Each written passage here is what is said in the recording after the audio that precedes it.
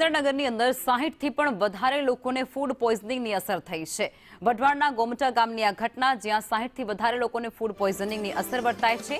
મળતી વિગતો અનુસાર ધાર્મિક પ્રસંગમાં છાશ પીધા બાદ આ અસર વર્તાય। તમામ અસરગ્રસ્તોને સારવાર અર્થે હોસ્પિટલે ખસેડવાની ફરજ પડી છે, જ્યાં તેમને પ્રાથમિક સારવાર આપવામાં આવી રહી છે અને તમામ પ્રકારના જે ટેસ્ટ છે તે પણ કરવામાં આવી રહ્યા છે। આ ઘટના છે સુરેન્દ્રનગરની।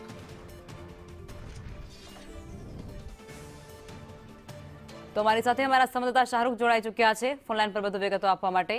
શાહરૂખ, વઢવાણ તાલુકાના ગોમટા ગામની આ ઘટના છે, 60 લોકોથી પણ વધારેને ફૂડ પોઈઝનિંગની અસર।